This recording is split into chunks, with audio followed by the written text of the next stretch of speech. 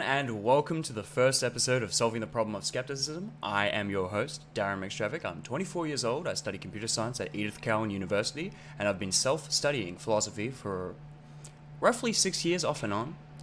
Today, I'm joined by a YouTuber and engineering PhD to discuss whether or not metaphysics is useful. Due to schedules, this will be split into two parts. In this part, we'll discuss terminology, methodology, and the academic shortcomings within metaphysics. So, without further ado, AntiCitizenX, if you want to tell me something about yourself, like what's your academic background, what sparked your interest in philosophy, and so on. Yeah, so my background is I have a PhD in electrical engineering. I got about 24 publications out in the scientific journals. My specialty is mainly electromagnetic field theory, which is, you can kind of tell by James Clerk Maxwell back there on my wall. And my interest in philosophy, I guess, started about a decade ago, just when I kind of made my YouTube channel. And I was just kind of freshly getting out of religion and seeing that there's this YouTube community of people there posting content. And so I kind of got my start with the psychology of religion and social psychology, which was just kind of a public education of like the psychological tactics that people use to manipulate each other into believing weird stuff. And every time I kind of got in discussions with people about the existence of God and the veracity of all these wacky arguments for his existence, philosophical jargon and concepts kept popping up into the conversation. So my entire background at the time was just science and engineering, and I just was blown away. Like, what, you mean people still think like that? Where's all this coming from? I thought science was just the way you do stuff now, right? Yeah. So I remember a friend of mine kind of gave me a little challenge, because I was saying, like, I'm going to make a whole series where I'm just going to rip into all the philosophical nonsense of Christian philosophy, right, and Christian apologetics. And a buddy of mine just said, like, okay, that's great and all, but what do you know about philosophy? You've never even taken a course in this stuff. And I kind of realized for a second, like, yeah, you're right. I haven't really studied this at all. And so I just kind of resolved from that day on to start just educating myself on the literature and just checking out introductory textbooks. Just, you'll find a philosophy class. Oh, what is the textbook you're reading for that intro to philosophy class? Oh, I can read that. This stuff's not that hard. Yeah. And it was kind of interesting because I was expecting it to be a lot like most other fields of study where, you talk about something like free will, where they'll say, here's sort of the history of it, here's what people thought, but here's all the stupid answers, here's kind of the generally accepted solution now to the problem of free will, because we're all philosophers and we've thought about this and applied some methodology to arrive at a consensus, that sort of thing. And I was kind of blown away that just absolutely did not exist in the philosophical literature at all. And that kind of drove me nuts, especially because you have people like William Lane Craig, who's doing his big fancy debates and very proudly making it known to the audience that I'm a professional philosopher and you're just a layman, that kind of talk, right? Yeah. And you encounter a lot of that pompous attitude when you start getting to a lot of these philosophical discussions. And so I've just kind of had an amateurish passion for philosophy ever since. And just pick a topic like free will or determinism or something, I can read the books just as well as anybody else and see what all the major arguments are and apply basic rules of reason to see what a sensible solution would look like. So I don't want to say I call myself a philosopher per se, but honestly, that's where a lot of my channel content has drifted, is getting sick and tired of all the wackiness in philosophy and just saying, no, really, here are some established answers to basic questions, like what is the nature of truth? What is logic? Here is a sensible answer to the problem of free will, right? That kind of stuff. Because I always feel like just a lot of the mainstream popularizers out there and communicators just fail at it. So like we were just saying, there's like channels like Wireless Philosophy is good because in that they'll just explain the arguments per se, but he will make no effort at all to just kind of work through the problem and figure out a sensible solution that everyone can kind of get behind. So that's kind of what my channel's developed into lately, is this idea of like, okay, here's all the giant mountain of crap that permeates the philosophical world. What is a process I can use to sensibly pick a topic, identify a problem, and pull out a solution that's workable, that like is sensible, that everyone can get behind. And that's just kind of what I do now on my YouTube channel. So I am a scientist, engineer turned philosopher, basically. Awesome. Now, with that introduction out of the way, what are you here to make a case for? So the bee in my bonnet lately has been with metaphysics. I recently did a video where I called it the stagnation of philosophy, right? Where I did a lot of research onto just what is philosophy really? Like, what is the philosophical process? What are the credentials you have to satisfy to call yourself a philosopher? That kind of thing.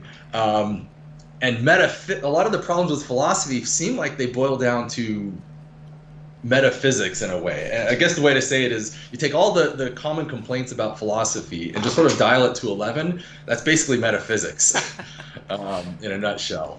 But a lot of this stems from just constantly seeing that word metaphysics come up every time I get into some philosophical debate about something. You see it all over like the Reddit channels about debating atheists and Christianity and stuff. And you just point out, simple mistakes to people, and they're like, "Oh, you just don't understand metaphysics properly, right?" Okay. A lot of this also began when I started digging into classical theism. So I had a few fans saying I should definitely share some insights on that. And so this idea of metaphysics is just everywhere in the world of classical theism. There's Edward Feser even wrote an entire book called, I think it's called Scholastic Metaphysics, I think is what it's called. So just whole books on the topic, right, where they just assert random crap out of nothing and just assume that this is supposed to be sensible. So that motivated me to really start digging into the topic of metaphysics, right? Like before I start developing any serious attitude for or against metaphysics, or at least just wanting to qualify myself to have sensible conversations of metaphysical topics, I figured, I'd better just start reading the literature, right? Yeah. So a lot of this kind of began with, okay, you'll go to Google, top 10 textbooks on metaphysics, right? And you find books like this one here, A Very Brief Introduction to Metaphysics by Stephen Mumford, who is a professor, sorry, where's my camera there, a professor of philosophy at Oxford University. You find books like this. Like this one. You've got your copy there too. There's also the Blackwell Introduction to Metaphysics, that kind of stuff. So just reading just the introductory textbooks, like just give me the what for and why is of metaphysics from start to finish. And then, of course, just reading samples of their literature out there in the peer-reviewed journals. You find just metaphysics this and free will that and causality that kind of stuff. So plucking out some of their more influential, more cited journals, I'll start picking at that. You also have the classics like Aristotle's Metaphysics, kind of what started it all. And then there's Thomas Aquinas has a lot of metaphysics permeated. Edward Feser wrote a whole metaphysics book. William Lane Craig has a whole chapter on metaphysics in his philosophical foundations for a Christian world. So I'm just sampling everything I can get my hands on that's just what is metaphysics, what is the subject matter, and how do they go about answering their questions is kind of what I'm interested in. And it's kind of interesting in that there is no answer to those questions. That was the very surprising thing. Like everything from Wikipedia to the Stanford Encyclopedia of Philosophy to this textbook and the Blackwell. And even Christian sources will admit openly, like from day one, that nobody really knows what metaphysics is. It has no definition, right? And, to me, that's a bit of a problem. Because it's important to remember 25% of all academic philosophers out there with PhDs and tenured professorships at universities, 25% of them claim to specialize in the subject of metaphysics, right? But as you look in this textbook, it even says, like in the introduction, like you get two philosophers together and ask them to define metaphysics, and they can't agree. Yeah. And incidentally, this textbook was written by two philosophers, and so that's their joke right there in the introduction. No two philosophers can agree what metaphysics means, and this very textbook was written by two philosophers. So this is like a gigantic red flag, because so many issues start just dominoing from that foundation that make people like outside me not very, shall we say, sympathetic towards the subject, right? Every time I hear someone use the word metaphysics in a conversation or an argument, I just kind of roll my eyes and I think that's adorable. You think you're smart. Oh, how cute, right? And I'm not alone in this. This is very much a common, pervasive attitude throughout like science and engineering, right? They hear the word metaphysics and just whatever, right? So there are reasons why that reputation exists. And so what I'm kind of in the middle of doing is putting together a lot of research where I'm just going to outline all the reasons why nobody likes metaphysics and why it's just fundamentally not a respectable field of study. So similar to the stagnation of philosophy video I did, I'm probably eventually going to make a whole video on why metaphysics is baloney and just a waste of time, and you're not impressing anybody when you drop that word. It's kind of going to be the whole point of this. And it's interesting to get some pushback on that. People get very defensive. Like it's almost religious how people kind of take offense at that idea when, like, I'm not telling you this stuff because I hate you. I'm telling you this because I want the field to actually do better, right? Like when I made that whole stagnation of philosophy video, it wasn't to tear down philosophy. It was to expose and talk about all the problems in the institutions of it, the academic structure, so that people can fix it and make it sensible, because I like philosophy. I think there's a lot of value in doing it if it's done properly. But there's a lot of crap philosophy that's out there that really needs to just be called out for what it is so that we can stop wasting time on it and really dig out the good stuff. So that's what's really motivating my exploration into metaphysics. And as an outside professional in science and engineering, someone who's done, just to say, I've done academic journal articles, I've done book chapters, co-authored actual textbooks, I've written patents, I've written proposals to the government, right? So I'm very much involved in this process, and there are general rules you have to follow. And when I see metaphysics, I don't see anything really of value there that I think that we need to talk about. Yeah, sure. So I think we can start the discussion by talking about the definition, about like how professionals agree or disagree about specific terminology and stuff. So I remember back before we started the stream when we had like a little chat, just kind of warm up, I believe you used the example of two physicists, even if they have differences like in how they define physics, they will still agree with each other on like that they're both true of what physics studies. And the same can't always be said about metaphysicians. When they're disagreeing about definitions, they're like, no, my definition's the true definition of metaphysics. So that's always problematic.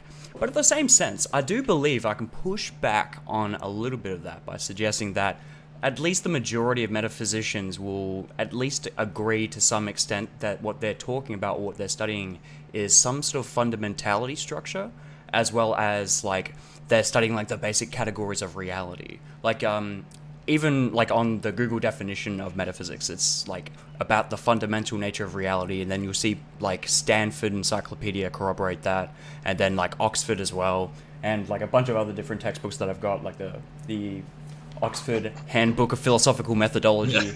All these different types of books will still converge on at least some sort of like individual thing that is true of like the whole bunch. But do they though? I mean, I've got two textbooks right here, and neither one really commits to a definition of metaphysics. Both of them just say metaphysics is whatever you find in here. And this one in particular kind of specifically addresses what you just said and kind of attacks that definition. So it's funny you say this is something that philosophers kind of agree on. I'm like, this book right here, this very textbook attacks the very thing you just said. But the idea that like, you know, metaphysics is about getting to the fundamental structure of things. Well, I mean, that's what physicists do, isn't it? Like they're digging apart the fundamental bits of the universe, from electrons to quarks and photons to the quantum fields and the space-time surrounding it. Like that seems pretty fundamental to me. You know, and biologists want to understand the fundamental nature of how living systems evolve, right? And so the big question is, you know, where do you draw that line? What separates a metaphysics question from a physics question? And I can't find one. Yeah. Especially when you look at the subject matter is like there's whole sections on causality, say, and philosophy of time. And I look at that and I think that's physics. Like you study general relativity, you'll learn a lot about the nature of causality and how two events can causally influence each other in different reference frames, and just the nature of time itself and how it's intertwined with space, but not like space and that kind of stuff. So again, these are questions that the metaphysics people will kind of want to claim ownership, but at the same time, it's like that's just physics. What makes you metaphysics, right? Okay, I think I've got a little bit of pushback to that. So when I typically read anything on like the nature of causality within the context of doing metaphysics, it tends to be that we're looking for necessary and sufficient conditions for defining causality itself, and like what would be its grounds, like what actually derives this such that it's not simply like an arbitrary stipulation. So we employ concepts like metaphysical grounding, ontological dependence, counterfactual conditionals, and a bunch of different formal apparatus to try and hone in on what the definition would most offensively look like. So I don't know if physicists actually do look at what causality is itself. It seems that they're more so looking for different physical features of reality. Whereas when we're talking about metaphysics, we're more so looking at almost like the mathematical structure and like what's referred to as the real definitions, so NS conditions, necessary and sufficient conditions, of what a phenomena actually is. So first I have to kind of like draw a distinction between like what I mean by real definitions and contrast it from nominal definitions. So a nominal definition would be definitions that you typically find in linguistics. So things that are based on like reportive and like colloquial uses, as well as just like what we establish at the outset of like constructing a language in a dictionary. So when we're talking about metaphysics, we're almost talking about like constructing language that best matches how reality actually is at a more fundamental level. And here's the thing though, because the definition of fundamental is also a subject of study within metaphysics. So how we define fundamental is going to be something that is difficult, that we also need to have a real definition for. So what would be a fundamental real definition of fundamentality? That's going to be a difficult question to answer, especially one in a way that isn't like non-circular, right? So that is something that isn't yet sorted out. So that is definitely a subject of metaphysics that I don't know if physicists would be able to, or would physicists have the methodology to tackle? I mean, you tell me. I mean, there's a lot to unpack in that, because again, like, so the first thing I would always say is every time you propose like that's what metaphysics is, my first response is always going to be, that's like your opinion, man. Again, I pluck out any textbook and they don't commit to that. So that's a definition you're welcome to like offer to the metaphysics community. And I would wager $1,000 right now that you'll get all kinds of pushback from every professor of philosophy with a specialty in metaphysics against what you just said. So that would be sort of the first thing I would kind of throw. I'd be happy if like you want to pitch me some possible things that metaphysics is, but the problem is you're going to have to get every PhD philosopher with the word metaphysics under their specialty to get behind that. And I don't think you can do that. No, I don't think so either. So the other thing I would kind of throw out there is you kind of made it sound like metaphysics is the art of like defining stuff really, really well.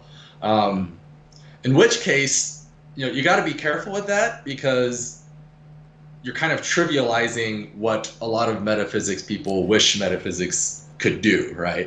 Because I've always looked at that as that's kind of what philosophy just does in general, is define things really well. So a good example would be like, what is life? What's the difference between life and non-life? Is that a metaphysics question, or is that a biology question?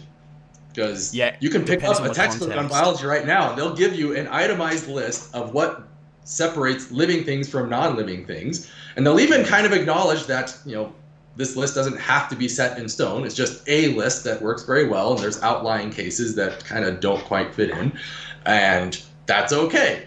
But then the question would be, was that a metaphysics question when they just defined their field of study and put a definition on where living things begin and dead things end? Is that, how do I tell it? And then if I say, well, let's do the exact same thing. What's causality? I want to define causality in a strict sense. That's now the metaphysics question, but not life. What's supply side economics? What's that? Is that a metaphysics question or not? And it's funny you say that because, again, this book specifically kind of mentions a similar argument and just says, that's not really what we think metaphysics is. Okay, so that's interesting. Yeah. So it's you got to just be careful, so you got to get the rest of the community behind it, but you also got to be careful not to trivialize it in a sense, because now if everything is metaphysics, then nothing's metaphysics. Very true. Very true. And so that's the thing you very much have to be careful. And that is a pushback you get a lot when you complain about metaphysics not really having meaning. A lot of the philosophical types will be like, well, you need metaphysical presumptions in order just to do science in the first place, right? And just to do any sort of field of study takes metaphysics. And so first off, well, you haven't actually told me what metaphysics is, other than it's literally everything. And if it's everything, it's nothing. And it's not really what these books talk about anyway. So there's just so many layers of issues I take with those sorts of responses. But if they want to place their flag in that ground, then that's great. I would love it if philosophers would just admit that their job is to define stuff very rigorously. And I even kind of made a similar case for that in my philosophy video, my meta-philosophy video, where I think that's kind of what philosophers should just own about themselves is we're not here to tell you how the world is. We're here to tell you how to define stuff rigorously and what the implications are of your ideas when expressed formally, that kind of thing. That to me is what I think really good philosophy is. Which is funny because it kind of brings me to one of the major gripes about metaphysics, which we'll kind of get to later, is the problem of separating in your mind, definitions versus fact, right? And that's something, in my opinion, metaphysics blurs constantly. Is that because you're talking about the fundamental necessary conditions that are the objectively correct answers to some of these questions. So you see that a lot in the textbooks where they're exploring different ideas of causality or free will or personal identity and that kind of stuff. And they'll very frequently make mention of this idea of the correct theory to these issues, to these problems. And you got to be careful because there's no such thing as a correct definition. There's just good working definitions that map to things we experience in a reasonable way and are logically consistent, say. And then there's bad definitions that fail at that. That you can do very well using pure reason. You can show that a definition is sloppy and inconsistent, which would then make it bad and therefore not able to describe things in the world. But just because it's consistent and kind of descriptive doesn't necessarily make it correct, is the idea. But I feel like we're getting ahead of ourselves. That's complaint number 3. We're still on just what the heck is metaphysics. Yeah, for sure. So I think I can bring up a point within that textbook. I'm not sure which page it's on. I've just got it here. But I do know that there is at least some sort of general consensus, perhaps not across every single metaphysician, that a part of metaphysics is, of course, ontology, and that questions about ontology are split into 2 specific sub-questions. One, which is modal in nature, which is basically I think it's the NS conditions, but the other one is existential, which is basically to provide some sort of what I would be referring to by a category ontology. So when philosophers are doing metaphysics, they're providing a system of categories that adequately reflects basically what comprises the proper parts of reality itself. So it'd be a list ontology, if anything. So I think it's what Barry Smith the way they express it is step 1 is explain what it means for something to exist, and step 2, create a list of all the things that exist. Yeah. Is that what you? Or sometimes you'll hear them ask it as what is there and what there is. Is that you've heard that expression before? Yeah. So I think the way the book phrases it is that it's the 2 questions are what is there, and then what is it for something to be the case, essentially. So that'd be like, of course, the list, and then defining what it is to exist, providing some sort of set of criterion or criteria. So I believe this book goes into it in more details. It's on metaphysical grounding, where it's talking about like criterion on reality, so requirements of reality. So these types of questions are still, of course, in dispute because they're very, very difficult questions to answer. How do we provide an adequate and defensible way to actually define these things to begin with? And I think that's what's driven a lot of like really, you know, the halting in progress, because it's just a very, very difficult question to answer to begin with. And it's actually funny you kind of mentioned that, because every reference I've come across likes to say that ontology is one of the special subsets of metaphysics, right? Mm-hmm. And to me, when I hear ontology, you know, that the fundamental question is, what does it mean to say something exists versus something does not exist, right? I think that is something we use in our everyday language, and we need to formalize that in some sense. And like, that's a perfectly valid question. And if you want to lump that in metaphysics, fine, it's one of the things metaphysics does. But none of these books talk about that. Yeah. I've got 3 full-length textbooks. None of them specifically address the problem of what does it mean to say X exists. That's exactly why you have these types of textbooks. An introduction to metaphysics. You have to get even more meta. Funny. What's funny about that too is one of the recurring themes you get in these books is they say, we can't really tell you what metaphysics is, you just have to do it. Okay? So, all right, yeah, we're doing metaphysics. One. Here is all the classic metaphysics stuff that we can do. Sorry, I just have these 2 books. I'm going to keep waving them around. Yeah. But, okay, metaphysics is the stuff in these books. But you just told me one of the core topics of metaphysics is ontology, and neither of these books quite really attacks that problem. Yeah, that's true. I think in 7 I got time, mental states, material objects, properties, personal identity. I don't see ontology. What does it mean to for a thing to exist? Is not in this text. Okay, so the core thing you just said to define metaphysics isn't in the books. So is that fair to say that's metaphysics when every introductory textbook won't even touch the subject? I don't think that's necessarily true or particularly fair. I think in that textbook that you have, the blue one, so this one, basically it's giving you like a list of different, like the second question, I believe, or the first question that it says that ontology is split into, where it's about like providing a list of types of things that exist. So this would be a case of like briefly kind of gives some lip service to it, but you would expect like a whole chapter on that maybe. But this book kind of does the same thing. They say ontology is important, and then they don't actually do it. You're like, that's kind of a fundamental thing, don't you think? Yeah, for sure. No, I totally see that as valid. But here is the thing, though. Because those types of questions are very advanced, they typically involve like thorough knowledge of like quantified modal logic, set theory, mereology, etc., to be able to answer it adequately. Because that's where the best definitions really are, is in the more advanced materials, because it's not set in stone yet. Because if it was set in stone yet, all of metaphysics would be like sorted, right? Because they're providing like set in stone type definitions, and that would like completely like eliminate any work of metaphysicians. So of course, like for introductory people, this just gives you a list of the types of things that would exemplify what we're trying to study in terms of fundamentality, or what fundamentality would apply to. It would have to apply to deriving a conception of causality, a conception of identity, and funnily enough, metaphysical grounding, a more advanced concept in metaphysics when you get into like the 2nd and 3rd year, like it really gets into those questions, but it requires a lot of mathematical knowledge prior to. So textbooks like this, I think, are more catered towards like providing you that first question, which is just like a list of things that exist that metaphysics attempts to answer. And then when you get more advanced with mathematics and stuff, that's when you start to delve into, okay, how do we define existence and use that criteria to cash these things out? So that's sort of weird. It'd be like picking up an introductory textbook on college physics, and they're just going to be like, well, we're not really going to tell you what physics is. They're just put random questions in physics that we're not going to answer. Yeah. And if you really want the answers, you have to go take the graduate level stuff. Like, yes. Oh. Sort of bizarre. I don't think that's quite how it works.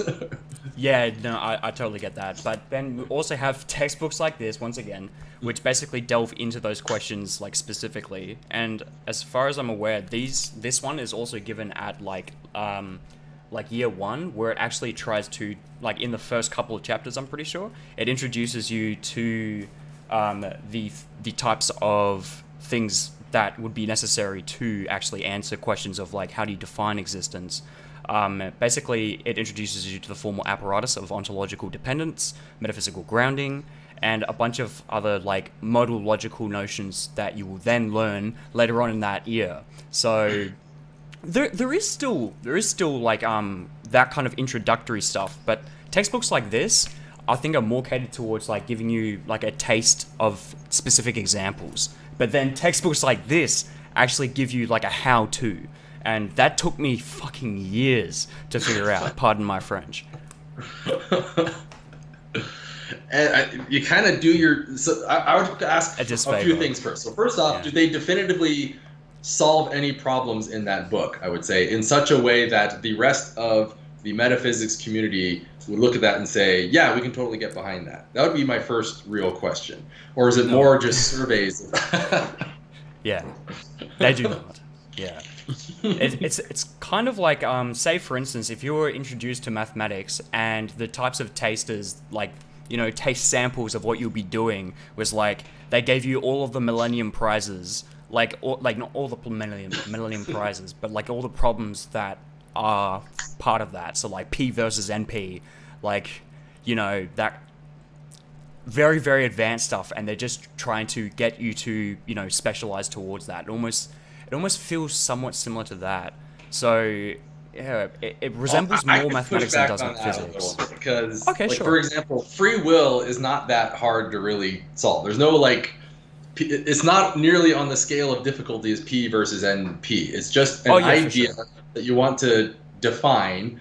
And I've got a whole video, 20-minute presentation on just kind of a very quick and dirty solution to the problem of free will. And I can't like take credit for it because there are other philosophers I've read who pushed very similar ideas to the one I do in that video. And like, it's not rocket science is the main thing I would say. Like, this is a very working definition that's basically the de facto presumption of our entire legal system. And I can kind of give you the gist of it in 30 minutes or less. So it's not like Templeton Prize worthy stuff here in that kind of context. Like these questions aren't that hard to answer, I would say. Another great example would be like the problem of not so much personal identity, but like, you know, what makes a table a table? Like, again, there's pretty well established answers to that depending on the people you talk to of like, there's no essence of tableness inherent to a lump of wood and nails. There's just a pile of material stuff that was cobbled together in a specific way that we then choose to use as a table and call a table. And then the moment you say that out loud, like, I should say, like, they have whole chapters in these books where they just entertain all these insane back and forths when, like, this is just kind of a solved problem. It's not that hard to sort of explain how that works. So I just don't buy that view of like, we're trying to whet your appetite kind of thing here, when like this is supposed to be the college level introduction to the subject matter. And they just state openly, we don't really know what it is, but this is metaphysics. We're just going to do it here. And you get the impression that doing metaphysics is just asking weird questions and tripping over yourself as you try and answer stuff while ignoring the fact that smart people have already kind of answered this stuff in other fields. Well, here's my pushback to that. So basically, when you suggest that there is like an easy or quick and dirty type solution to the problem of free will, the thing about philosophy is that idea has to be, of course, like something that will survive universal critique, right? It's only those ideas or those conceptions that do survive it, right? So unless it's able to meet that criterion, it's probably not going to be accepted. And that's the problem. How do we get to a point where we can even like prove a definition? In a sense, that's a very, very weird and loose way of using the word prove. So that word you said, what did you call it? Like universal acceptance or? Yeah, consensus. Universal. So that doesn't exist in philosophy because there's no methodology to Exactly. figuring out the right and wrong answers, right? Exactly. So that's a problem. I can tell you, like in the scientific world, we have a methodology. In the legal community, they have a methodology for stuff. So philosophy just doesn't have that. So you're never going to create consensus because there's no official mechanism for sifting through the good ideas and the bad. And you have a lot of people who have a genuinely vested interest in preserving their biased versions of ideas. Like a classic example of this is if you are a Christian, you have to defend libertarian free will because that is central to your entire religious doctrine. And you are not allowed to give up that concept no matter how broken it is. Incidentally, libertarian free will is like one of the most widely rejected concepts in philosophy, according to Bourget and Chalmers' survey. So you're never going to generate consensus because you have people with a vested interest in maintaining the confusion and clinging to their ideas. Right. And there's no like official, I'd say, academic institutional scissors, I guess, or hammer that would cut out those sorts of bad actors from the system. Yeah. Okay, so that I think can take us to the question of what's referred to as sortals in metaphysics, which is basically like really general types of terms that kind of like indicate at something's like unique identity. So just a quick tangent on that because you mentioned the word sortal. Yeah, I had a gripe on that I wrote in my margins here, where this is sort of a tangential gripe to metaphysics in general. Is their writing styles are garbage and they piss me off. Yeah, because it does that to me. You say the word sortal. I have a note here in this book where I wrote in the margin, WTF, what is a sortal, right? Because he just introduced this concept of sortal but never actually defined it. And I noticed that sort of behavior a lot in the literature where they just sort of introduce terms without officially defining them and just sort of expecting you to keep up. And that, I've noticed that a lot. So sortal in particular is one example of that in the literature. I just had to complain about that. So yeah, sure. So I guess what I'm saying is thank you for defining it because the very textbook I read on this didn't define it. Just sort of started using it in a sentence and expecting me to keep up. Yeah, right. Okay, so I think concepts like essence, sortals, and things to that effect are basically like the equivalents of like theoretical posits in science. So they're typically used to be placeholders that will be further cashed out upon further analysis and investigations within the subject. Essentially, they'll be used to represent the things that will solve like insuperable disagreements, as far as I've experienced in my reading. So insufferable disagreements, is that a nice way of saying insufferable? Yeah, so like just disagreements that just seem like intractable. They don't seem like they're going to be able to be resolved anytime soon. So things like sortals will be put in to represent the types of concepts that need to be cashed out in order to resolve certain disagreements of that nature. So when it comes to like the posits of essence, we're really talking about, okay, when we're going about defining terms, say for instance, or when we're going about constructing terms to refer to new discoveries in science, regardless of what type of science it is, or regardless of what type of philosophy it is, how exactly do we basically capture the thing that we're discovering? I'll use the example of cancer. So if we're going about defining cancer of a particular individual, despite its intricacies and complexities, what would be true of it that, like without it having this unique property, it would cease to be cancer and it would be something else? So we'd be looking at individuation criteria in metaphysics, and basically, because that's such a difficult question to answer in such a general form, it doesn't seem like there would be any easy way to do that. It seems like that it does in fact require a lot of like many years worth of like multiple people collaborating together to try and work this out in a very general sense. So it's non-probabilistic in a sense. I think there is some probability that is involved in metaphysics, but I think it's like majority modality oriented. So we're talking about necessary sufficient conditions like metaphysical possibility, metaphysical necessity, etc., etc. And we're using that as like our basically like our terminological toolkit to analyze these concepts. So things like essence would be defined in terms of like necessary and sufficient conditions for something being the case. How the hell do we determine that as true of a specific object? How do we determine what a specific object is without these NS conditions? That is a very, very difficult question to answer, and I don't think that's very easily answered using, say, the tools of science. Is it though? Is it? I mean, you basically said, how do we define stuff, right? And so is it really fair to say that so are you trying to say like this is what metaphysics does, and this is like officially the subject matter of metaphysics, or is this you pitching kind of your experience of what you think a sensible form of metaphysics would look like? Well, I'd say it's based on it's just a synthesis that I've kind of formulated over reading multiple textbooks. And so all the constituent parts of what I've said there is something that would be true, at least across the board, in a certain sense, because like each individual component that I've kind of stringed together there is actually like officially accepted in one textbook or another. So that's where I've taken it from. So there's a few things you got to be careful, because again, we're getting this idea of metaphysics is just defining stuff really, really well, right? So what separates the metaphysics person from the dictionary people, right? Yes. Yeah. Okay. And we do this in science all the time. So because we need to define things rigorously and mathematically.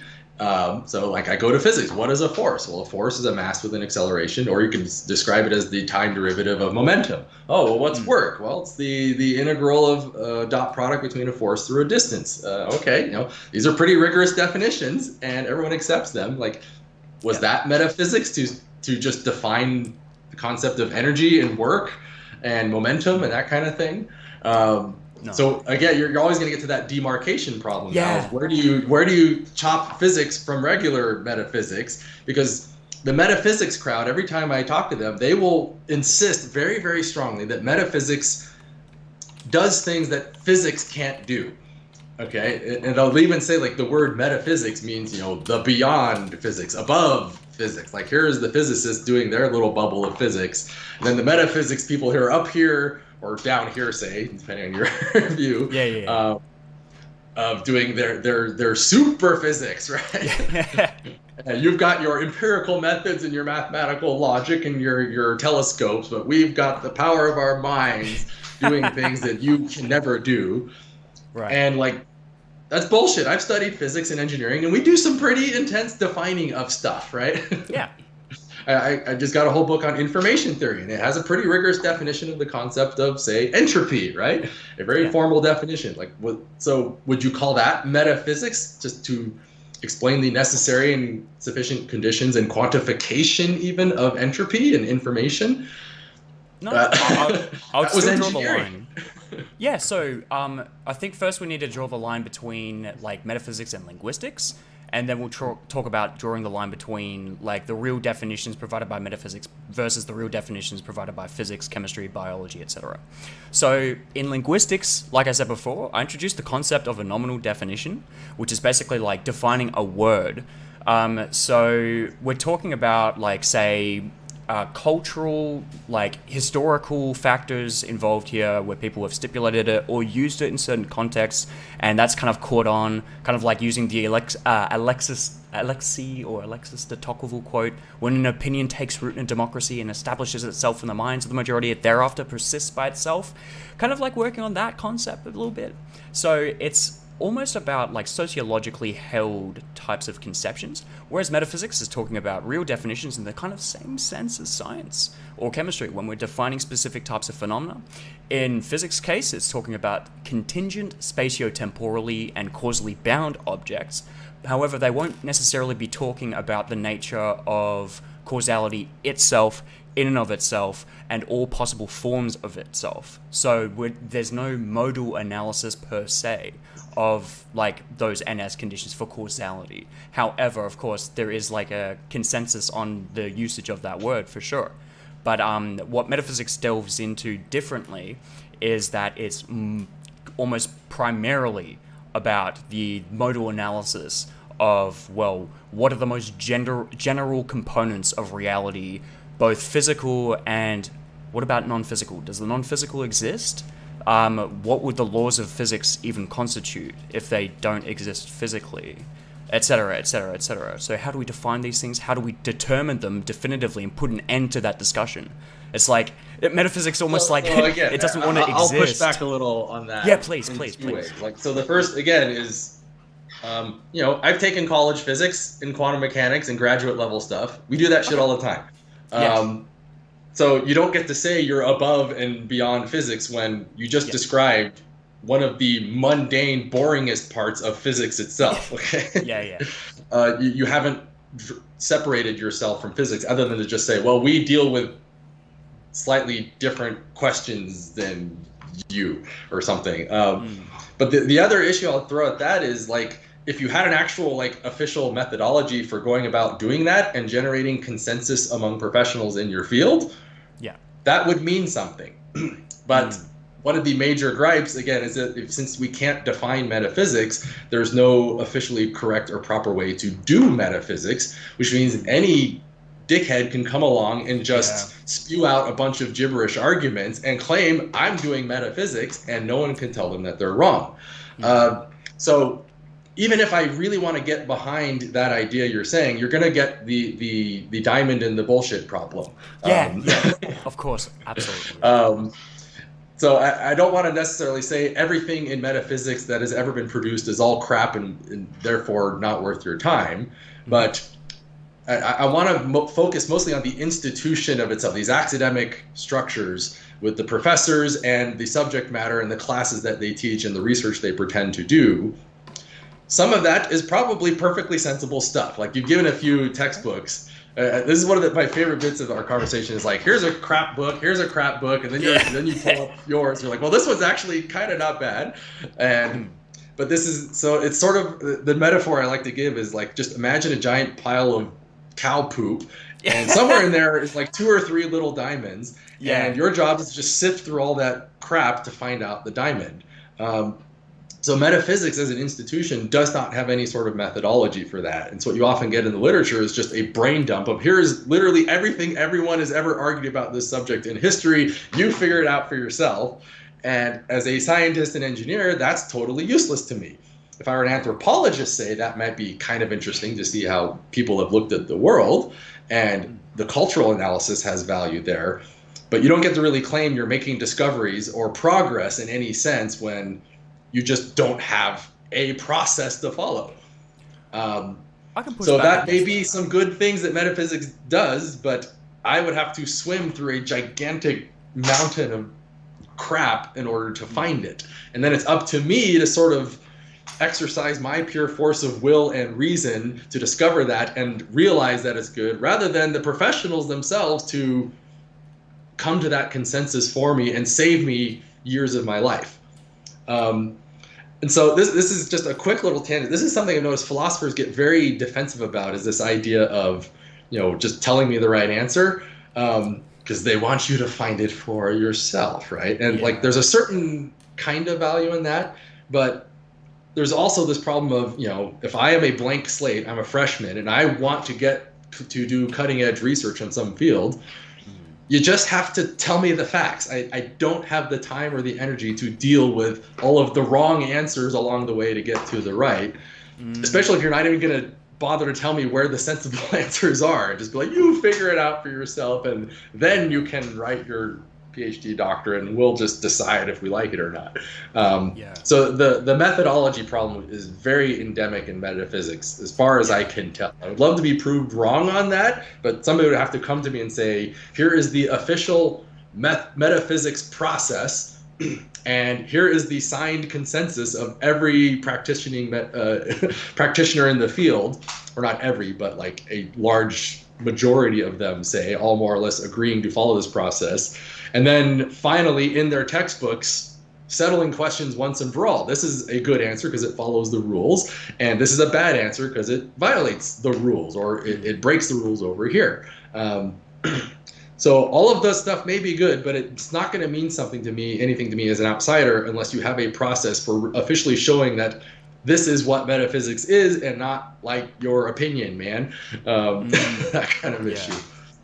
Right. Okay. So it seems to me that we'd probably be getting to a point in the conversation where the way in which we're talking about metaphysics. I don't know. To me, it kind of sounds like, okay, metaphysics seems in a similar kind of like a similar place as psychology, where we have different types of approaches like behaviorism, cognitivism, or what is it?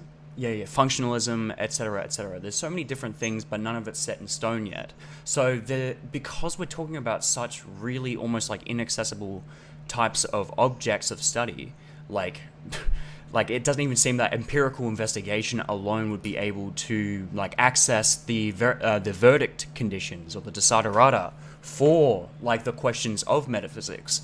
So the question of methodology would be just as difficult of a question to answer satisfactorily as any of the individual questions in metaphysics. So at the moment, we've just got a bunch of different like behaviorist, functionalist, equivalent type camps where we've got like continental philosophy, we've got analytic philosophy, we've got like postmodernist philosophy, etc., etc. And each one of them have their own different approaches, which they think is the best. And the same thing applies to psychology, right? It's like an incomplete science.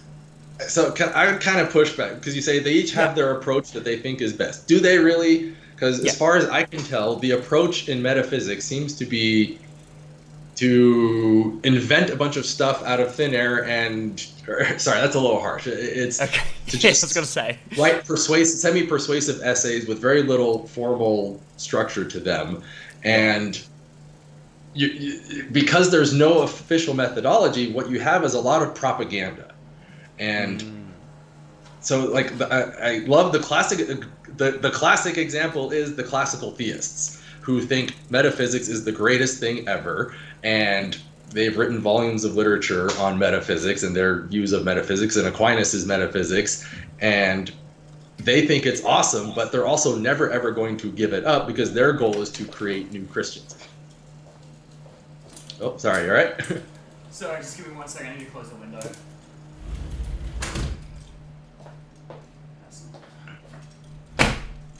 Alright, sorry about that. Someone just decided to start mowing their lawn.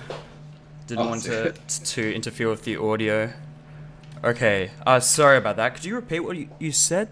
Yeah, so the big problem is when there's no methodology, there's kind of a reason for that, because you have a lot of bad actors who are ingrained in the system who are trying to promote their agenda is basically the problem. So the classical theists, the Thomist philosophers are very much, they're just there to push Catholicism on you, right? And so they're not going to listen to whatever methodology you give them, right? Yes. William Lane Craig has his old philosophical foundations where he says outright that metaphysics is hard to define, but take my word for it that it is the friend of the Christian. Okay, and like that does not bode well for your field of study when you have basically a very, very well-dressed con man telling you how awesome metaphysics is for his con. Yeah. That's a huge problem. Like there may be sensible people doing sensible work, but they need to really clean house if they want to be respected by the rest of the world. Exactly. And otherwise, just the propagandists are going to pollute the field and give everyone else a bad name. Right. So I think that illuminates like a problem of two specific types of like approaches to philosophy. I think one is starting from a specific set of assumptions, like what presuppositionalists would call like paradigm level questions, like J. Dyer or something like that. And you've also got the problem of like worldviews, which is the same thing as paradigm. And then you've got the problems that continental philosophers like to talk about, which is ideology. So ideologically driven philosophies, or philosophies of specific subjects that tend to be mostly populated by people who are ideologically driven. I'll give you a couple examples. So philosophy of religion, of course, is going to involve a lot of people who are mystical, as you can probably guess. And then political philosophy would offer pretty much like the same type of thing. It's because people who have the interests in these types of subjects are either motivated by presuppositions or they're motivated by specific types of like political ends. So it'd be like, okay, well, what's the best way in which I can defend this so we can just get the specific end that I desire? But there's no questions to, well, there is, but it's not as focused on as the actual subject matter of like, what's the best political system, or like, what is the worldview that's able to withstand presuppositionalist critique? Like, there's no critique on the presuppositions that are had when going into those questions to begin with. Kind of like an illustrating example would be someone like Darth Dawkins, where, yeah, of course. So, in his like pursuit of figuring out like this presuppositionalist framework to begin with, he's already gone in with presuppositions about Christianity to begin with. So, like, I think there's one critique that's commonly leveraged against him, basically that, of course, he has to have some sort of non-presuppositionalist framework before, like, even coming to his presuppositionalist framework, right? So it would not be of the same nature as what he's saying is the only possible worldview, right? So Darth Dawkins thinks that presuppositionalist Christianity is like the only coherent worldview, but yet that's not the worldview that he came from when he was, of course, developing that framework. So that's one of the difficulties there. But this, I think, highlights the difficulty of figuring out, well, okay, what are our like presuppositional biases? How do we determine what the fuck they are? And how exactly do we control for them? How do we systematically control for them? It seems like they're not explicit. They're not really able to be directly studied, at least easily. So how would we be able to develop a methodology that would restrict those things from being confounds in our theory development? So those are great questions. Has the metaphysics community officially embraced those yet, or is that defense of metaphysics or an attack on metaphysics? Because it sounded a little like, here are some things that need to be settled before metaphysics can gain respectability, is deciding on some of these answers of how we're going to do our subject matter, our investigation, right? Because I don't want to necessarily get sucked into the why presuppositionalism is dumb train. I'm here to talk trash about metaphysics mostly. Yeah. But the main problem is, from day one, metaphysics doesn't really mean anything. People will pitch all their definitions, and everybody will disagree. And some of those definitions may be great and sensible and workable, and 2/3 of the community of metaphysics specialists will almost certainly tear it down because it will actually hold them to some standards. So even if there is like a sensible view of metaphysics, it's so polluted with people like that, it's very hard to kind of gain any traction with that. You almost just have to call it something else and say, we're doing super metaphysics instead. You can do regular metaphysics. We're doing the metaphysics of awesome now instead. But so without a strict definition, there's no demarcation now. So everyone just jumps in on the bandwagon. There's no official methodology, which means now there's no way to tell the difference between who's doing good metaphysics versus who's doing bad metaphysics. Because I think we can agree that there are examples of good metaphysics, like you have your favorite textbooks that you would say, this is great metaphysics, but I can just pull up Edward Fazer's textbook on scholastic metaphysics, and it's a giant steaming pile of crap. So why should I take your metaphysics as gospel but not his, given that it's literally a gospel-driven metaphysics?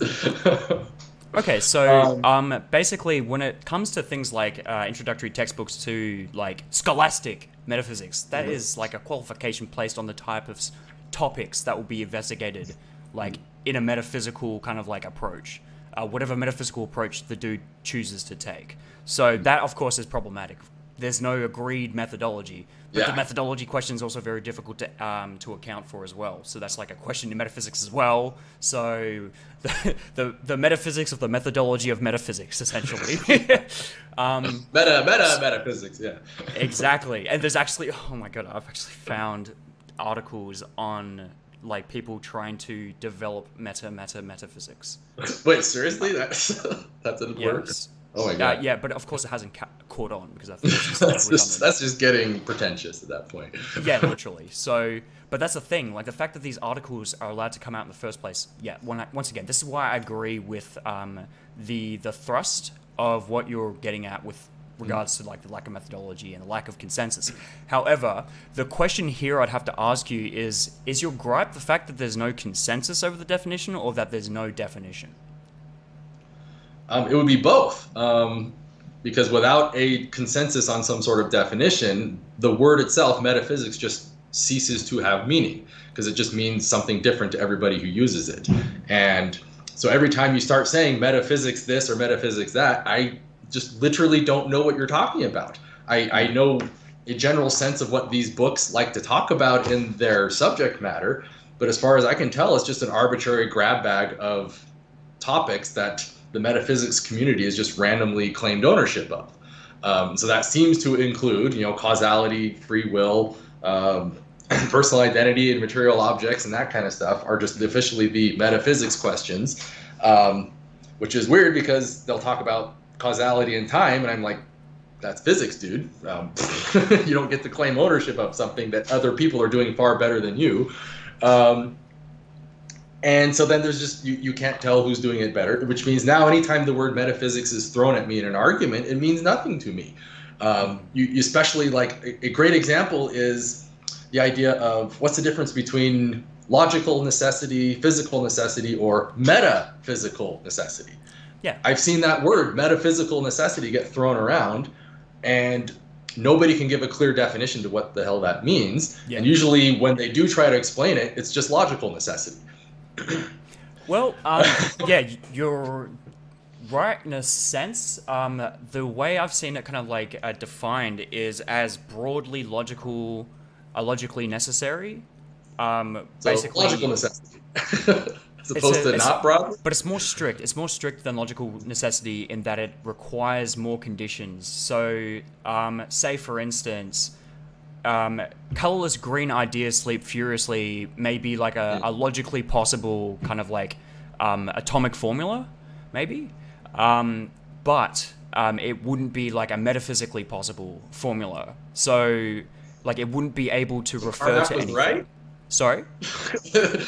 I could interpret that as an argument that Carnap was right and verificationism is an essential factor there. Because he sort of talks about that similar idea of it's possible to construct a grammatically valid sentence that doesn't actually mean anything. One of the examples he gives is actually Julius Caesar is a prime number. Yeah. Which I thought is very clever. It's very much similar to what you're just talking about. So it's funny to go down that road because I can just say, oh, so the positivists were right?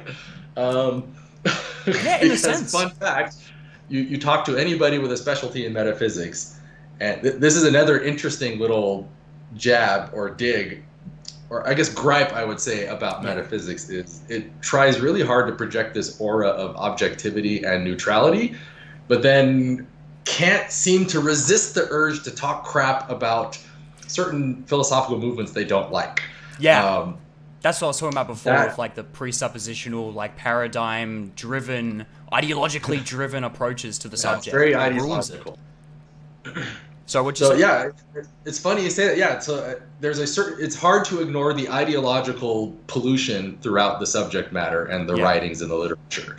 I mean, the best way I can characterize it is to just pick up any textbook on metaphysics and ask yourself, how do they treat Aristotle, right? And they will almost always give you the sense that Aristotle was really awesome and smart and made lots of wonderful contributions to philosophy, right?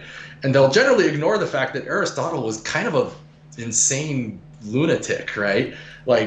First off, if you just pick out any random paragraph from anything in the writings of Aristotle, it is like pulling teeth to make sense out of what the hell he's writing. Like, it is just obscurity, meaningless, weird, impenetrable nonsense half the time, right? And then every now and then, when he does commit himself to some specific claim that's tangible, a lot of it's just nonsense. Like, my favorite example is how he actually just casually throws out in one of his essays that women have fewer teeth than men. Yeah, and that somehow this fact about women, which could easily be verified by just looking in a few women's faces and counting their teeth, but apparently just took this for granted and used it as a piece of evidence that women are therefore inferior to men and should be subservient, their proper role is subservient to men because they have fewer teeth. And he just categorically declares this outright, like it's just obvious. And he says also sort of weird random stuff like how upward motion is superior to downward motion, like just better because it takes you closer to the gods, right? And so rightward motion is better to the left, and that's why hot air rises. And just like his writings are just filled with weird nonsense like this, right? Yeah. And so you listen to the metaphysics crowd, and you get a sense, though, they kind of just sweep all of that under the rug. They just ignore the fact that Aristotle was kind of wrong about everything or incoherent about the rest. But then the moment anything remotely positivistic comes up, they cannot wait to tell you how stupid and wrong that entire movement was. And thank God we've all moved beyond that, because those people are the biggest gaggle of idiots who ever philosophized. I'm exaggerating, of course, but like that's a very real sense you get from the metaphysics literature, which is very strange because like Carnap was not perfect, but like he made very rigorous points and he argued them well. And the ideas he argued are very much alive and well in the philosophy of science. So they're not exactly stupid and dummy and wrong. They are actually very successful ideas, albeit imperfect and built upon, great, but like that bias, that institutional bias is what I'm getting at, where they are not neutral at all. They're very obviously have a certain ideological bent in a lot of the literature. Yeah, and it shows, and that's why I, as an outsider, can't respect it very much. That's a big issue. Yeah, okay, so something I've identified in my readings is that there seems to be a weird mix between neutrality and non-neutrality. So it's like neutrality in the sense that like it can, like metaphysics can apply to literally anything, right? So that's neutral. And then we have like non-neutrality in the sense that like all the individual thinkers will have their own distinctive like position that they dogmatically cling to. So it's kind of problematic in both senses. So like yeah, but then again, if verificationism was correct, then people who would be practitioners using verificationism would be just simply another symptom of the whole dogmatism like problem. Right? So it's funny you say if verificationism is correct. Like it's not really a matter of being correct or not, and that's another little thing that happens all throughout the metaphysics literature. It's better to think of it as this is a definition of what it means to speak a meaningful proposition. And he gives, first it's just an analytic definition. This is what I mean by meaningful. And we can apply it in the scientific world or we're not, right? It's up to you. But then he gives lots of real world examples of like, notice how when you apply this principle, it kind of cuts through the bullshit and tells you the difference between a pseudo question versus a meaningful question. And maybe that's maybe that's great. Maybe it's not perfect at all, but like, it's not as correct. It's useful is a better way to think of it. It's a useful distinction that allows you to tell the difference between questions that are interesting versus vapid gibberish. Okay, so here's something that I'll push back against pragmatists in this respect is basically how exactly do you individuate useful, like things that satisfy the criterion of useful from like useless without using truth conditions? Oh, that's a great question. Like, what do we mean by useful? So fun fact, I'm glad you asked, because yet another gripe of metaphysics you see through the literature is they use natural language propositions and take it as gospel and don't really challenge the underlying meaning behind that. So what you just did was like the most unmetaphysics thing I've ever seen. Because if I was reading this book, they would have just given me a natural language claim loaded with all sorts of presuppositions and just taken it for granted. So I really like that you said, no, really, what does that word useful mean, right? Yeah. So it kind of depends on your context, right? So if we're talking about like definitions, a useful definition would be one that is clear and consistent, right? No, it doesn't have any like glaring contradictions, not oxymoronic, and it has to sort of describe an experience that we can all share. Okay. That to me, so I like to say like a good definitions versus bad definitions. Good definitions are concise, clear, identifiable, say, and generally capture the experience we all share whenever we imagine that word, kind of idea. That would be a useful definition. Yeah. But Okay, it's not a correct definition. It's only correct when everyone decides to use it that way and embrace it, and you're only incorrect when you are using it differently from everybody else.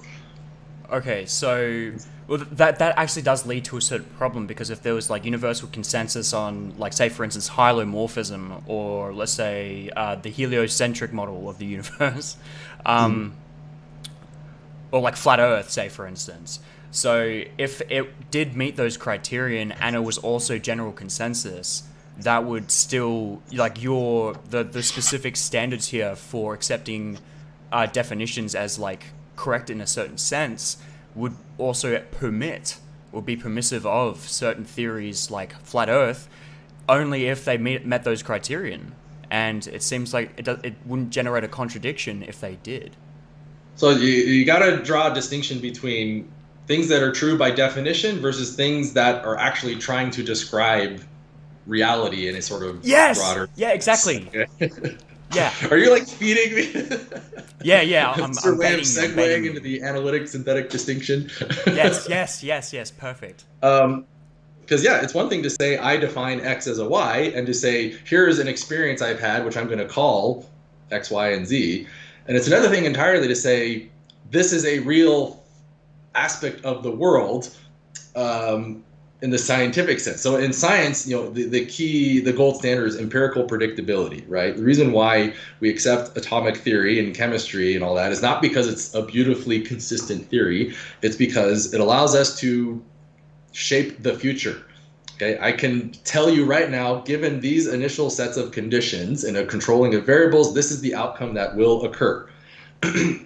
And I can use that, therefore, to predict the future with very high precision. And I can shape the future, which is very important if you're an engineer, because you want things to, you want the future to be a certain way, not just tell you what the future is. I'm going to create my own future by making decisions now with my initial conditions. So that is how you tell the difference. So in science, we're okay. Like string theory is a great example of something that is a very lovely theory, and it's perfectly self-consistent, and it paints all these nice pictures of things doing things.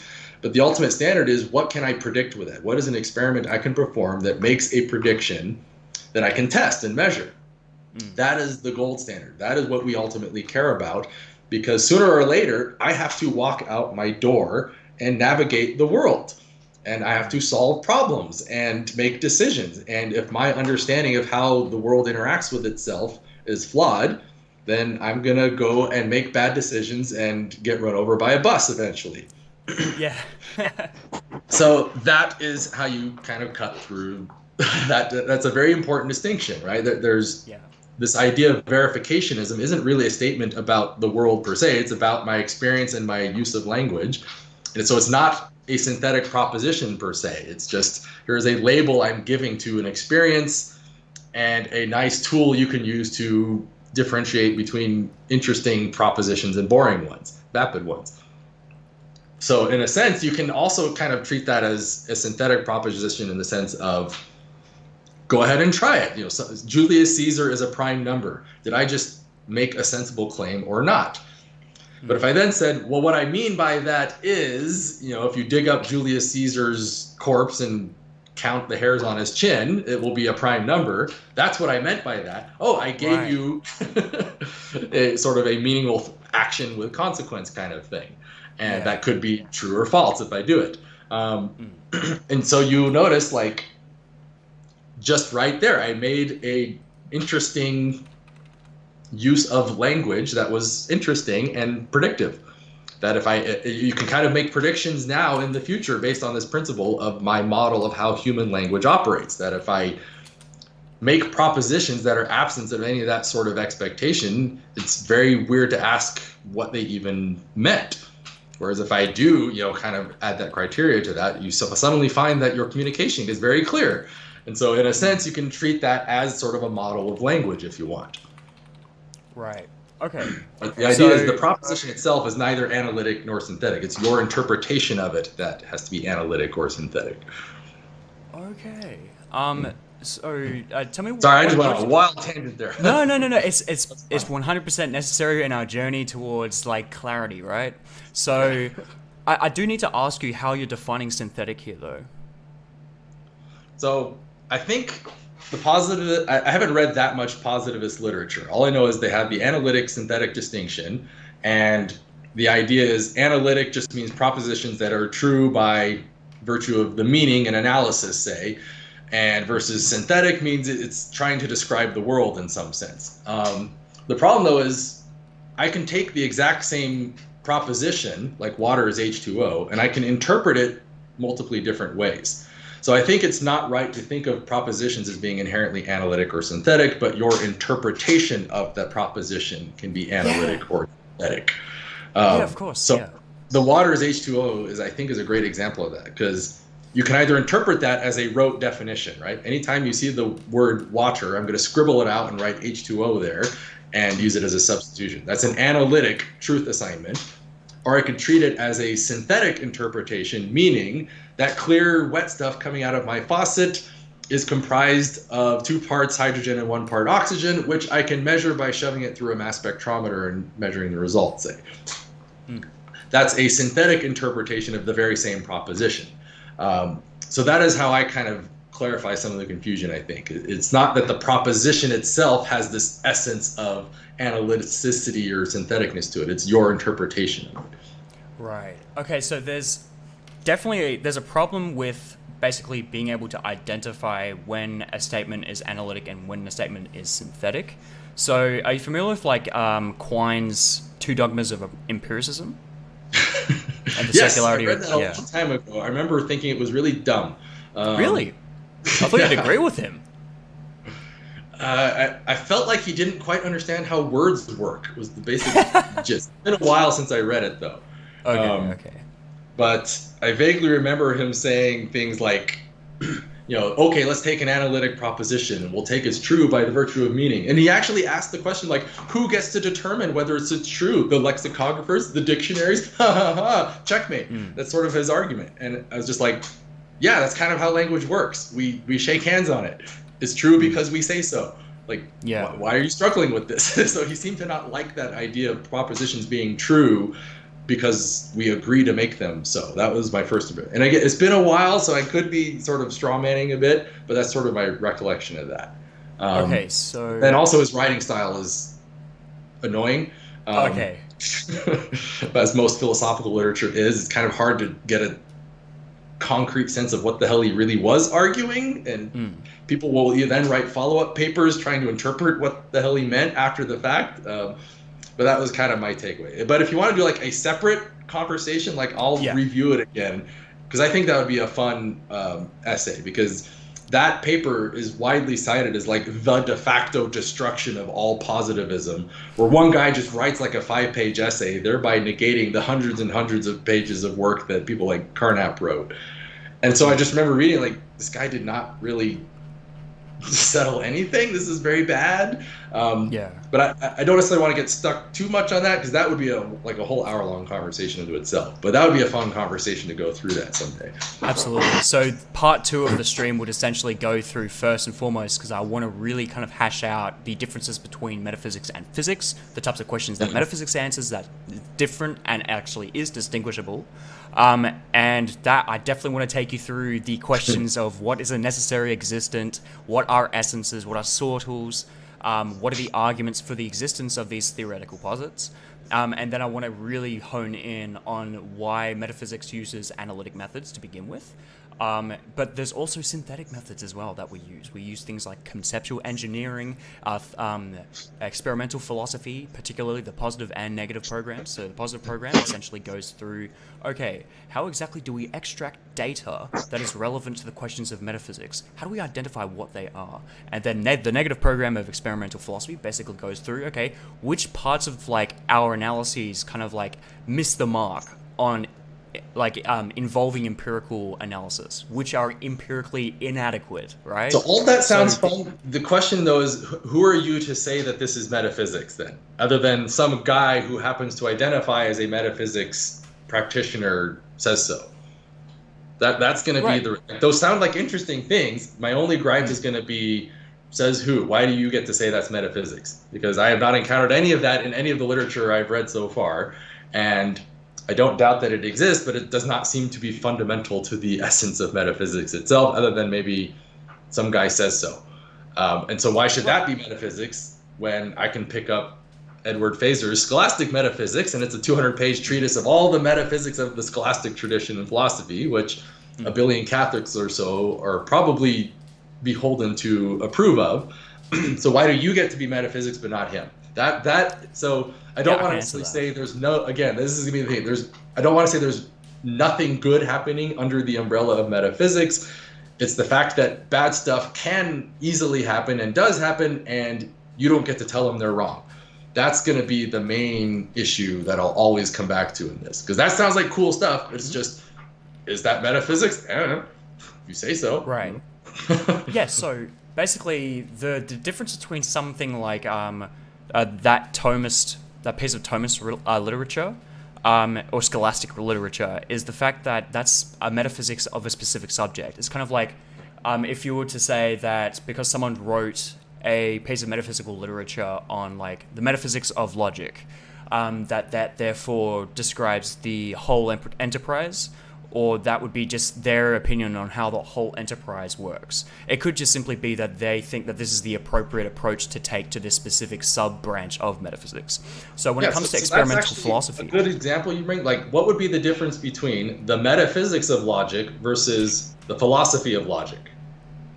Right, yeah, so I think the philosophy of logic... Or the metaphysics of science versus philosophy of science. Because when I hear you say that, like, it sounds like you're just asking, what is logic really? And that's usually what philosophers have said, that's a philosophical question. But is it a metaphysics question? So again, you keep doing this wonderful thing where you throw out examples of stuff that's metaphysics, but I'm like, says who? Why do you get to determine that's metaphysics but not? Like if I'm doing the philosophy of mathematics, and what is a number? Are numbers real? Is that metaphysics or not? What determines a living thing from a non-living thing from a dead thing? Is that a metaphysics question or not?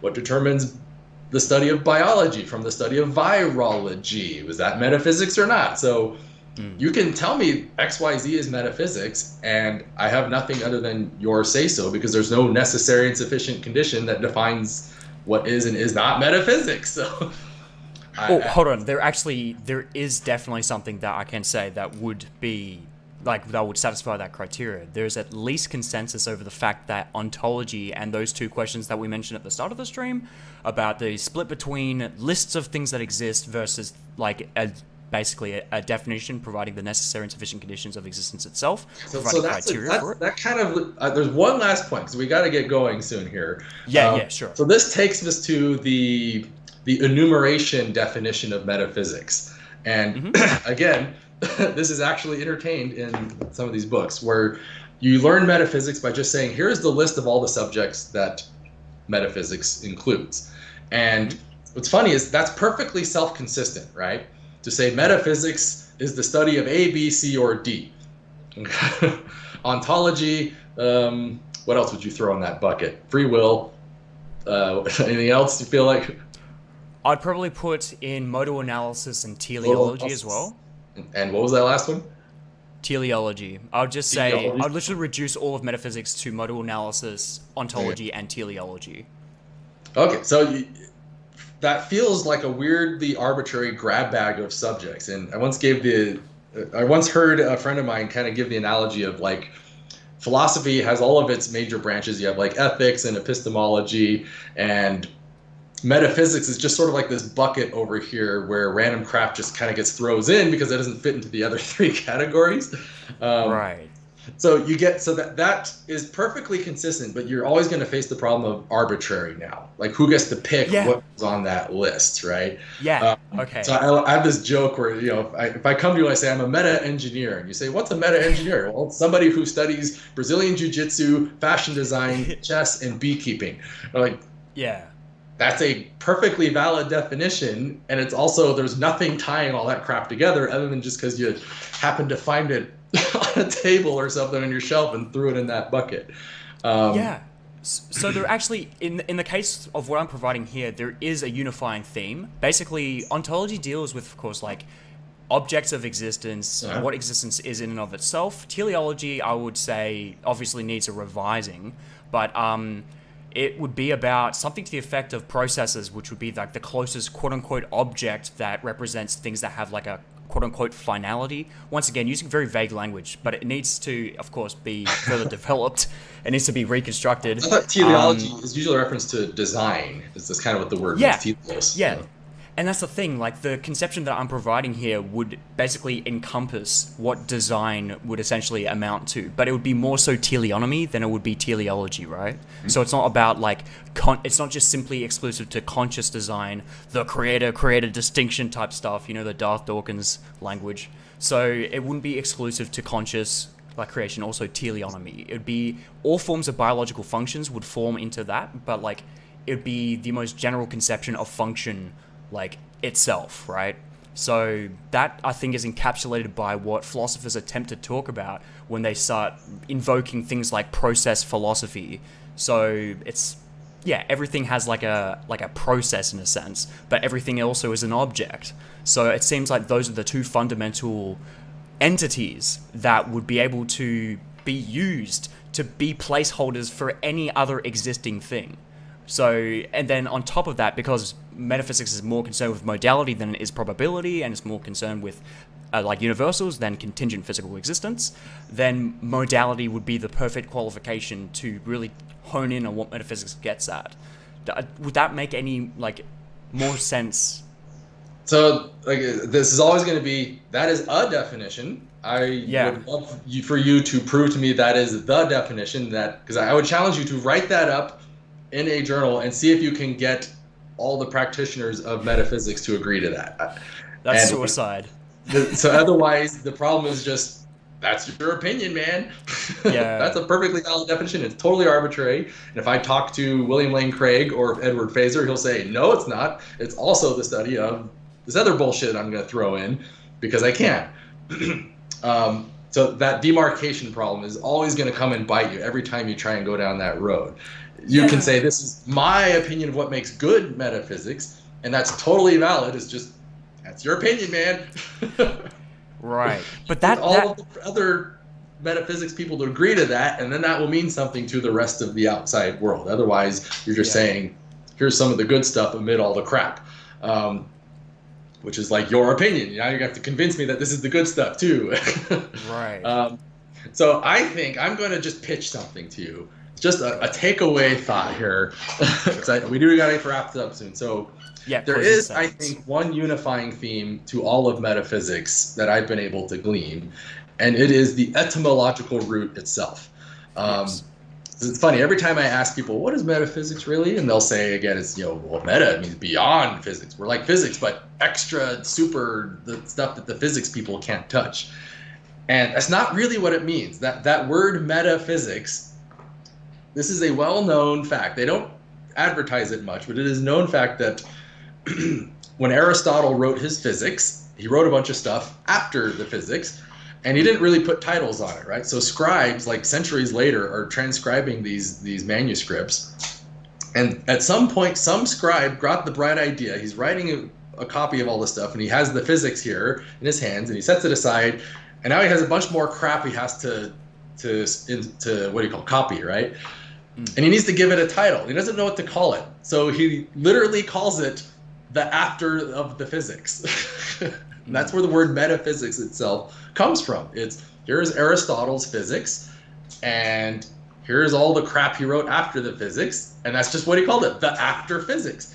And it just so happens to be that Aristotle happened to talk a lot about like ideas and causality and free will and what have you and material objects. And so that those sorts of topics just became associated with the study of metaphysics. And that seems to just be the unifying theme behind metaphysics as far as I can tell, because you pick up any textbook and those topics feel very Aristotelian in the way they approach it and why they're sort of weirdly arbitrary, right? Like this idea of free will, they have a whole chapter on free will, is only kind of tangentially related to causation, which is only tangentially related to laws of nature, which is kind of tangentially related to personal identity. Well, it's just kind of the stuff that Aristotle talked about. And so that's just sort of what now metaphysics meant for centuries and centuries. And it may be sort of evolved a little bit and changed over all that period of time, but in a way it's really held on to that root as well. So that to me seems to be the only unifying definition of metaphysics, because it explains why the subject matter is so weirdly arbitrary, why no one can really decide on the fundamental essence of it, and why it doesn't seem to have much of a methodology either. Okay. Yeah. So that is my hypothesis, my general impression after reading a lot of this literature and the history of it. People may disagree and find issues with that, but that definitely is my takeaway after all of this. Yeah, for sure. All right. Well, for my closing statements, I'd probably say something to the effect of, well, if we look at like the definitions of chemistry and we look at their etymological root, or even the etymological root of algebra, in chemistry, it comes from the Greek word for cast together. So if we're going to analyze the fact that like there's some sort of deviation from the etymological root, I don't see that as awfully too problematic. Same thing with algebra, where it came from the Arabic word for bone setting. So etymological roots don't seem to... Method. Pardon? I thought algebra meant the method, like the process. Bone setting? Right. I Yeah, never heard that before. Yeah, it comes from the Arabic root word for bone setting. It's interesting. Yeah. But it's very, very different from what it actually is. And that's the thing. Like, I think with progressions and technological advancements, we stop using like really ancient metaphors for what they're about, and we start using more precise language. That's like... And I should clarify, I'm not saying it's impossible for a field to evolve beyond its etymology. I'm just saying when it comes to metaphysics, it seems like it just hasn't. Yeah, exactly. Yeah, perfect. And that's where I'd agree. Yeah, really okay, I do understand that. Evolve slightly, but... So I'm not saying it can't. You're right. Like, this is a thing that happens where it starts one way and goes to another. But that is my hypothesis, takeaway, opinion for now. Okay. All right. I think that about wraps it up. Well, not tomorrow, but the next stream will be about, of course, talking about necessary existence. I'm going to do a PowerPoint presentation on Saul Kripke's arguments, Nathan Salmon's arguments, as well as a bunch of others, and a YouTuber. I might do a lovely impression of Oppositum if you guys want to stick around for that. And then we're going to take it to basically discussing the nature of language and how it can map onto reality, how there's types of like extensional, intentional, and hyper-intentional language, and talking about the distinctions that metaphysicians employ in order to overcome, like, say, for instance, what AntiCitizenX would be talking about when he says something to the effect of, like, metaphysicians commonly do not, like, understand the distinction between analytic and synthetic. We'll discuss more about that in the next few streams, or in the next stream. Depends on how long it goes on for. So, yeah, if everyone has enjoyed this, and you've gotten something out of it, yeah, please feel free to like and subscribe.